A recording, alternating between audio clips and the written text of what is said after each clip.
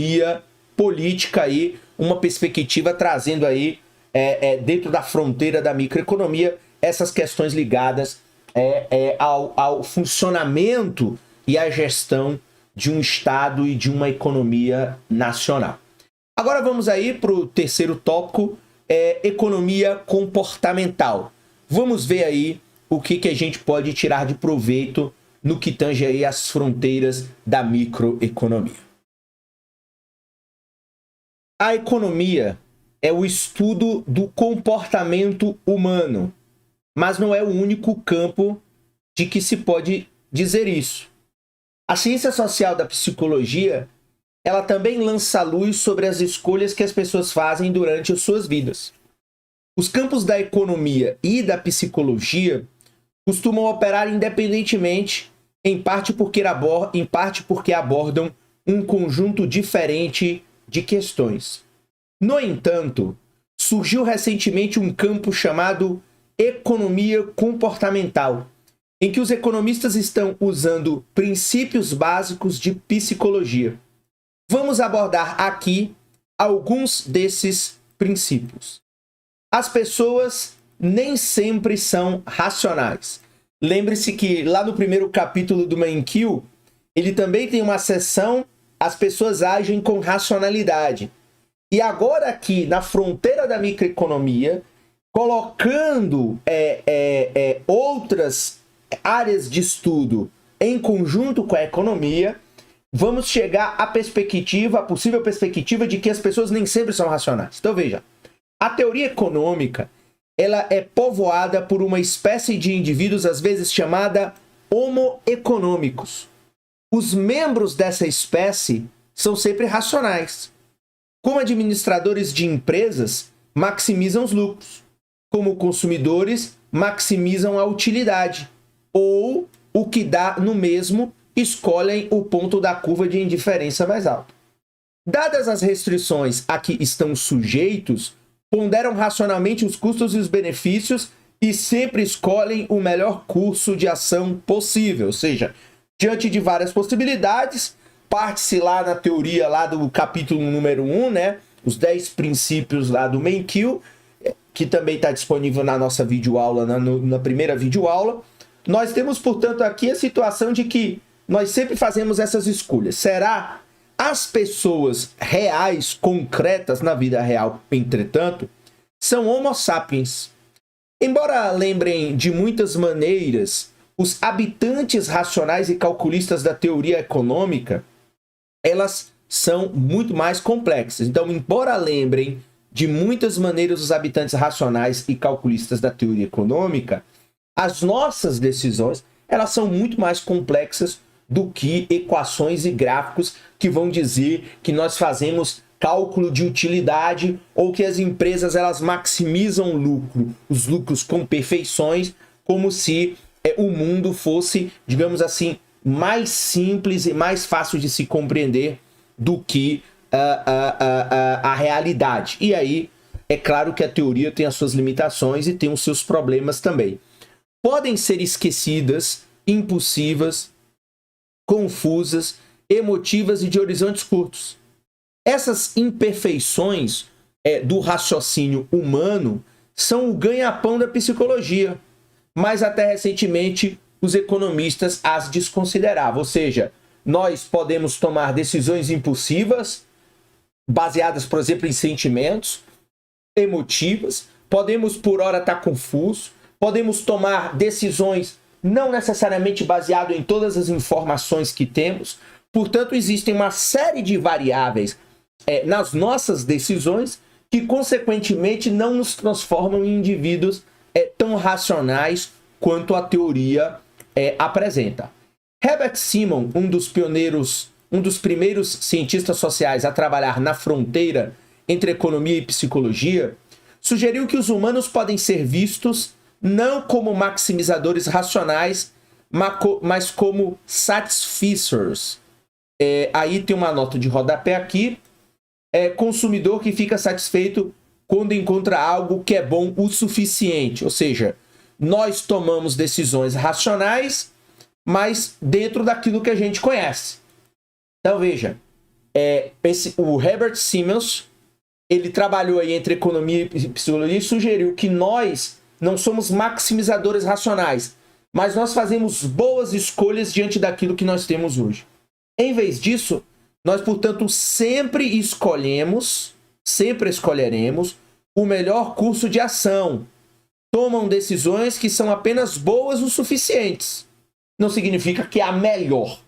De forma similar, outros economistas sugerem que os humanos eles são apenas quase racionais ou que apresentam, aí sim, uma espécie de racionalidade limitada. É claro que eu sou racional, é claro que eu quero agir da melhor maneira, mas a minha ação ela é limitada. Eu posso, dentro desse limite, cometer alguns erros. Estudos sobre a tomada de decisões dos humanos procuram identificar erros sistemáticos que as pessoas cometem. Eis aqui, por exemplo, algumas descobertas que podem ser descritas aqui em alguns pontos. Então temos aqui 3 pontos que precisam ser levados em conta. O primeiro ponto, as pessoas são excessivamente confiantes. Imagine que alguém lhe faça perguntas numéricas como o número de países africanos membros das Nações Unidas, a altura da montanha mais alta da América do Norte, etc. Em vez de lhe pedir uma estimativa exata, você deve indicar um intervalo de confiança de 90%, uma faixa em que você possa ter 90% de certeza de que o número verdadeiro está dentro dela. Quando psicólogos fazem esses experimentos deste tipo, eles percebem que a maioria das pessoas propõem faixas muito estreitas. O número verdadeiro fica dentro dos seus limites bem menos que 90% das vezes. Ou seja, o que acontece? A maioria das pessoas confia demais na sua própria capacidade. Então, essa é uma constatação que a gente precisa ter. Então, ao tomar uma decisão de comprar um carro, eu me sinto excessivamente confiante para tomar a minha decisão. As pessoas dão importância demais a um pequeno número de observações vividas. Então, imagine que você esteja pensando em comprar um carro da marca X. Para saber mais sobre a confiabilidade do veículo, lê a Consumer Reports, que fez uma pesquisa com 1.000 proprietários do carro X. Então, você encontra uma amiga que possui um carro da marca e ela diz que é um abacaxi. Como você trata a observação da sua amiga? Então, você tem os dados de uma pesquisa com 1.000 proprietários desconhecidos e você tem o caso de uma pessoa próxima que diz que o carro é ruim. Se você pensar racionalmente, verá que ela só aumentou o tamanho da amostra de 1.000 para 1.001, o que não representa muita informação nova. Mas como a história de sua amiga é de fato vívida, você pode, portanto, sentir-se tentado a dar maior peso a ela em sua tomada de decisão do que deveria. Então, as experiências das pessoas do nosso entorno vão, portanto, nos revelar boas decisões. As pessoas relutam em mudar de ideia. Esse aqui é um outro ponto importante. As pessoas, elas tendem a interpretar as evidências de maneira a confirmar crenças que já têm. Em um estudo, pediu seus entrevistados que lessem e avaliassem um relatório de pesquisa a respeito da pena capital quanto à sua capacidade de reduzir a criminalidade.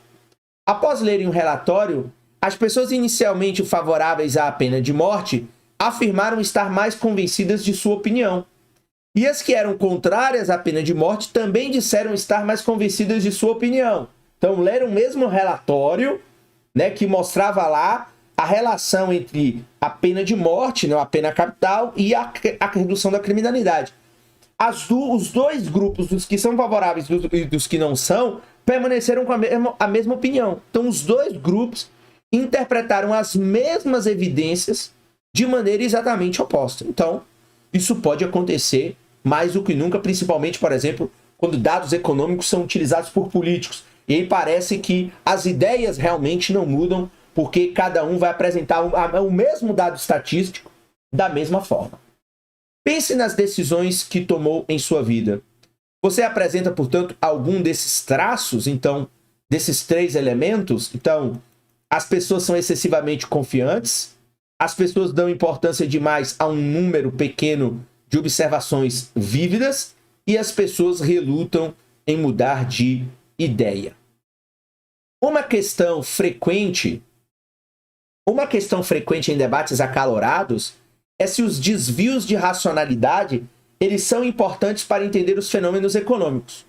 Um exemplo intrigante surge no estudo dos planos 401k, as contas de poupança com vantagens tributárias para a aposentadoria que algumas empresas oferecem a seus trabalhadores. Isso aqui é um caso dos Estados Unidos.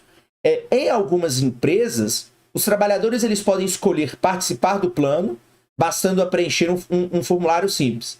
Em outras situações, os trabalhadores são inscritos automaticamente e podem optar por sair do plano, bastando preencher um formulário simples. O fato é que mais trabalhadores participam no segundo caso do que no primeiro. Se os trabalhadores fossem maximizadores perfeitamente racionais, escolheriam a quantidade ótima de poupança para a aposentadoria, independentemente da condição inicial oferecida pelo empregador. De fato, portanto, o comportamento desses trabalhadores parece exibir considerável grau de apatia. Entender seu comportamento parece mais fácil quando abandonamos o modelo do homem racional. Então, por exemplo, aqui é a situação, né? Então, você inscreve automaticamente e você dá a possibilidade da pessoa se inscrever. Então, mesmo que a situação de um e de outro seja igual, você, consequentemente, por conta da apatia, parece mais fácil quando você coloca algumas questões da vida econômica no piloto automático. Por que você poderia perguntar? Por que você poderia perguntar? A economia se baseia na hipótese da racionalidade quando a psicologia e o bom senso a colocam em dúvida? Então, de novo, por quê? Você poderia perguntar: a economia se baseia na hipótese da racionalidade quando a psicologia e o bom senso a colocam em dúvida? Uma resposta possível é que a hipótese, mesmo que não seja exatamente verdadeira, pode ser uma boa aproximação de modelos de comportamento razoavelmente precisos.